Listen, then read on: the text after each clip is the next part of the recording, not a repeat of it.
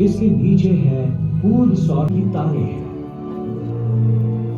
जय हो भोलेनाथ की और चिंता ना करे बात की। सो गाइस फाइनली आज हम आपको लेके जा रहे हैं सौर मंडल। जी हाँ गाइस, अंतरिक्ष की सैर कराने वाले हैं आज हम आपको। दिल्ली में एक ऐसी जगह भी है जो अंतरिक्ष के बारे में बताती है, अंतरिक्ष की सारी चीजें दिखाती है, अंतरिक्ष में क्या क्या है, कैसे वो उत्पन्न हुआ, सूरज कैसे आए, चांद कैसे आए, ये जीवन कैसे आया। तो गाइस वीडियो में लास्ट तक बने रहे, वीडियो बहुत ही इंटरेस्टिंग होने वाली है। और गाइस अपने सभी दोस्तों को ये वीडियो शेयर कर दें ताकि वो भी देख पाएं। तो आज हम आपको लेके चलते हैं नेहरू प्लेनेटरियम जो कि दिल्ली में स्थित है।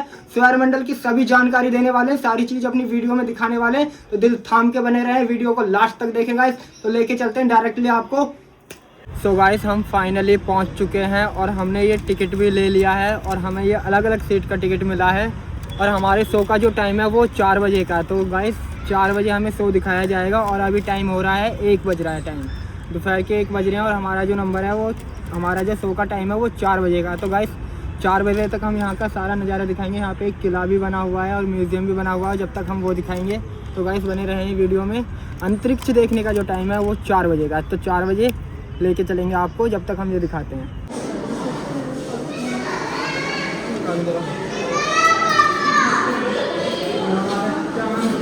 ये हमारा चांद है, चांद में बड़ा चांद। नहीं छूना मत भाई। सायरन बज जाएगा। ये देखो ऐसे ये रियल है। ये चांद है, इधर भी चांद है।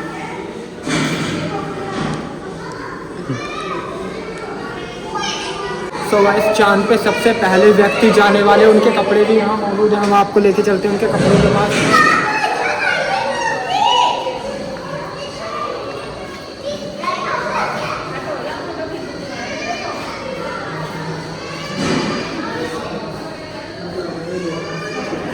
ये सूट है भाई। वीडियो को भी दिखिए बोर्ड को। ये उन्हीं के कपड़े और जूते हैं। ये सबसे पहले इंसान है चांद पे जाने वाले। ये कोट पहन के गए थे वो चांद पे, ये कपड़े पहन के वो चांद पे गए थे।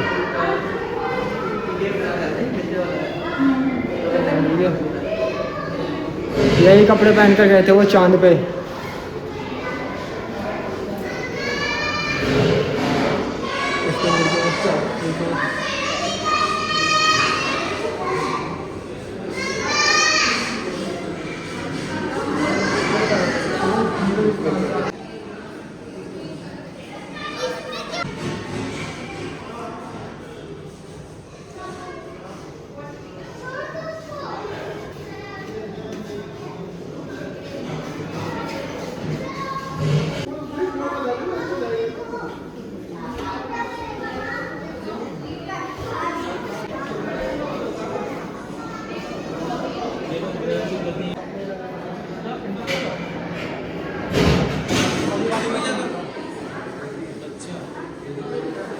उन्नीस सौ 70 के दशक में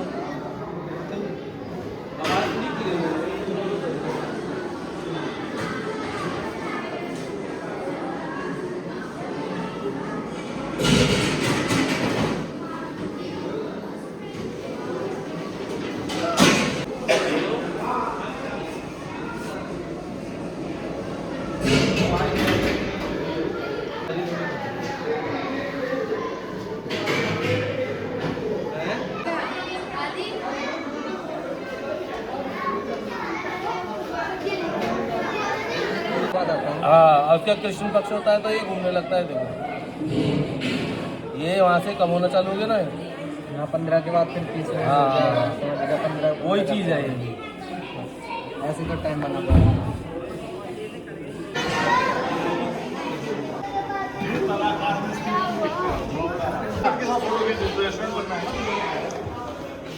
सो फाइनली गाइस 4 बज चुके हैं और अब हम अंदर जाएंगे और दिखाएंगे सभी चीज़ें आपको। तो गाइस बने रहें वीडियो में।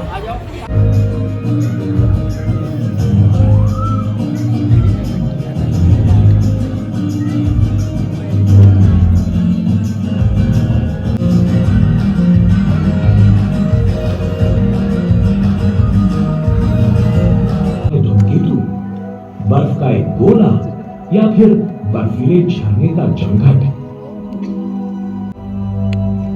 इसके नीचे है पूर्ण सौरमंडल के अरबों बर्फीले अवशेष जो सबसे नजदीकी तारे के आधे अंतर पर फैले हैं। तारों की परिक्रमा करने वाले ग्रहों का निरीक्षण करने वाले और एक रोबोट के निशाने पर नजदीकी तारे हैं। तारों से निकलता प्रकाश समय के साथ कैसे बदलता है, इसका अध्ययन करने के बाद हमें अनदेखे विश्वों के बारे में और उनकी परिक्रमा के बारे में जानकारी मिल सकती है।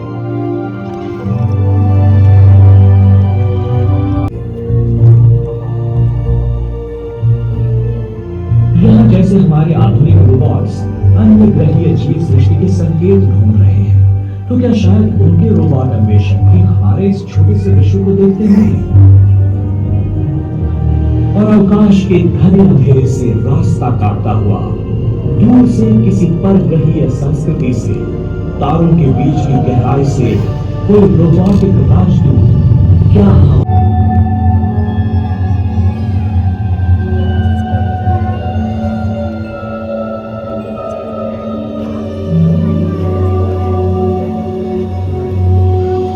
हमारे सौरमंडल के सबसे बड़े ग्रह जुपिटर पर मानव चलित उड़ान शायद एक शतक या ज्यादा समय तक उस पर स्थित खतरनाक विकिरण से भरे वातावरण के कारण नामुमकिन होगी। रोबोट्स को भी यहाँ पर जीवित रहने के लिए सख्त होने की जरूरत पड़ती है। पृथ्वी की कई सालों तक परिक्रमा करने वाले गैलीलियो अंतरिक्ष यान का डेटा कई बार नष्ट हो गया और उसके कुछ हिस्सों में बिजली की रुकावट भी आ गई थी। रोबोट्स और मानव दोनों के लिए ये जगह घातक है।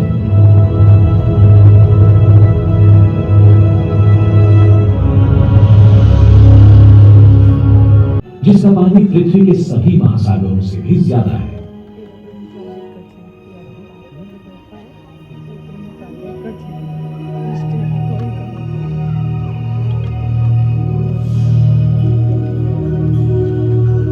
एक विशाल मोटर की तरह दिखने वाला जूनो नई उच्च तकनीकी सौर पैनल्स का उपयोग करके विद्युत शक्ति का निर्माण करता है। सूरज की रोशनी जुपिटर तक पहुंचते पृथ्वी की तुलना में 25 गुना कमजोर हो जाती है।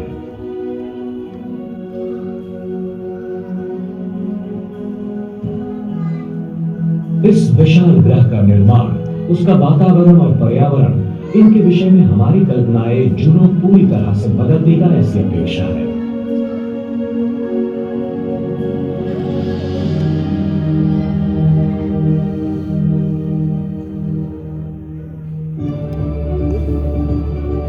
जुपिटर से दुगने अंतर पर है शनि, जो इन वायु से भरे महाकाय ग्रहों में दूसरा सबसे बड़ा ग्रह है, जो अन्वेषकों के लिए एक चुनौती है। 2004 से सबसे बड़ा और सबसे अत्याधुनिक रोबोट अन्वेषक शनि की परिक्रमा कर रहा है। एक मिनी बस के आकार का कसीनी अंतरिक्ष यान इस महाकाय ग्रह का और उसके 60 से ज्यादा चंद्रों का अध्ययन कर रहा है।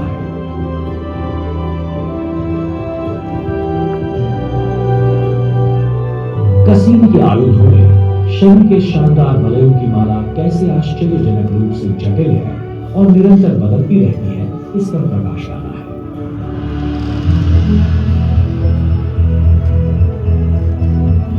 अगर पृथ्वी के इर्द गिर्द होते तो ये वलय चांद से लगभग 1/3 अंतर तक होते, फिर भी उनकी चौड़ाई सिर्फ 10 मीटर है।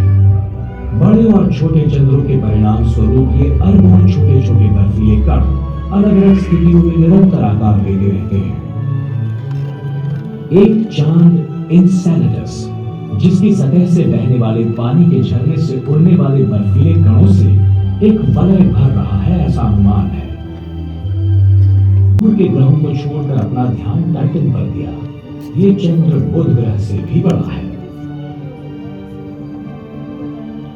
वॉयेजर के कैमरा ने यह बताया कि टाइटन की सतह घने वातावरण के पीछे छिपी है, लेकिन अन्य उपकरणों की सहायता से कसीनी को जो फोटो उसने भेजी वो चौंका देने वाली हूबहू पृथ्वी के स्वरूप जैसी ही थी, जहां थी नदियां, पर्वत, किनारे।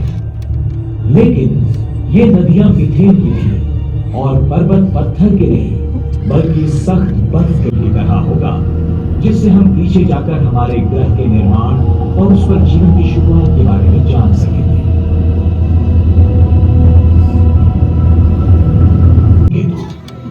वो ज्यादा वाष्पशील होते हैं और सूरज की गर्मी के कारण बड़ी मात्रा में वायु और धूल का उत्सर्जन करते हैं। सबसे प्रसिद्ध है धूमकेतु हैले, जिसकी छोटी सी परिक्रमा उसे 76 वर्षों में एक बार सूरज के नजदीक लाती है।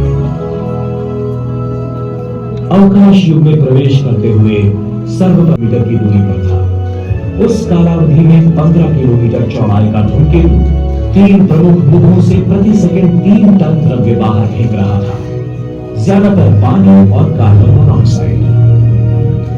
जियाटो ने धूमकेतु से निकल तब से लेकर आज तक कई अंतरिक्षयान बड़ी सतर्कता से कम सक्रिय धूमकेतुओं का सफर कर चुके हैं। धूमकेतु की धूल जमा करने में वे कामयाब हो गए हैं और द्रव्य को बाहर निकालने के लिए कुछ तो जानबूझकर उनसे टकराते हैं।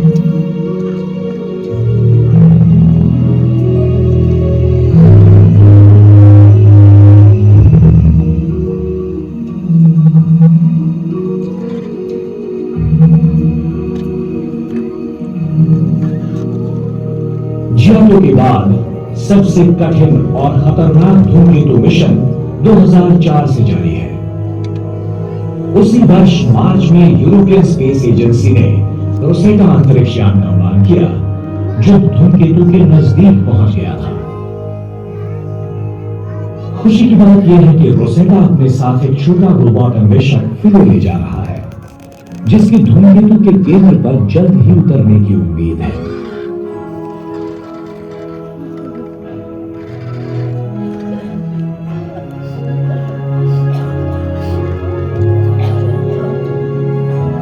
उपग्रहों और धूमकेतुओं का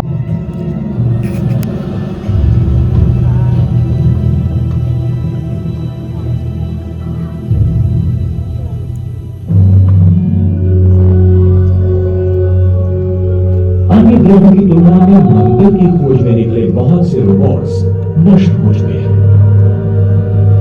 इस मामले में रूसी सबसे ज्यादा दुर्भाग्यशाली है। 2011 में उनका सबसे अत्याधुनिक मंगलीय रोबोट पृथ्वी की परिक्रमा के पार न कर सका। मंगल के चांद फोबास की सतह पर उतरने के लिए उसकी संरचना की गई थी। आज की तारीख में लगभग 4000 से भी ज्यादा इलेक्ट्रॉनिक रोबोट्स हमारे ग्रह के चारों ओर मंडरा रहे हैं। हमारा जीवन उन पर पूरी तरह से निर्भर है, फिर भी हम उनके बारे में कम ही सोचते। आंखों और कानों के माध्यम से हमने कुछ अनोखी जगहों के सबसे साहसी अन्वेषण किए हैं और कुछ जो कई सदियों से अंतर्ग्रहीय अवकाश के भयप्रद विकिरण क्षेत्रों से सफर कर रहे थे। उन्होंने हमारे सौर मंडल के सबसे दूर तक के पृथ्वी की तुलना में ये चट्टान 470 किलोमीटर ऊंची होगी।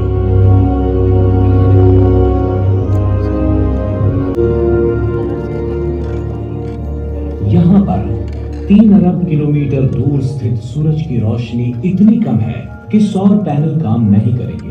इसीलिए वॉयेजर को अपने साथ एक छोटा सा न्यूक्लियर जनरेटर रखना जरूरी हो गया है, जिसके जरिए अनुसंधान उपकरणों को बिजली मिलती रहे। इस डिश एंटेना की दाहिनी तरफ जो गठीला सिलेंडर दिख रहा है, ये वही है। आश्चर्यजनक बात यह है कि लोहे का आंतरक होने वाले इस छोटे से ग्रह की सतह पृथ्वी, चांद या फिर मंगल की सतह से काफी अलग है। मैसेंजर उत्तरी ध्रुव के करीब पाए गए कुछ अजीब मिश्रणों को इकट्ठा कर रहा है। कुछ शोधकर्ताओं का मानना है कि ये दरअसल पानी से जल को किसी भी स्वरूप में पाना नामुमकिन है, क्योंकि इसकी सतह इतनी गर्म है कि उस पर सीसा भी पिघल सकता है। सिर्फ चंद सोवियत बेलेरा यान जो हथियारबंद टैंक्स की तरह बनाए गए थे, शुक्र पर सीधी तरह से उतर सके। सो फाइनली गाइस, आज का हमारा ये ब्लॉग ख़त्म हो चुका है और जो भी चीज़ें थी नेहरू तारामंडल में सभी चीज़ हमने आपको दिखा दिया है। सारी सौरमंडल से जुड़ी हुई चीज़ों के बारे में हमने सब कुछ आपको बता दिया है। सो गाइस, वीडियो अच्छी लगी हो तो वीडियो को लाइक कर लेना, चैनल को सब्सक्राइब कर लेना।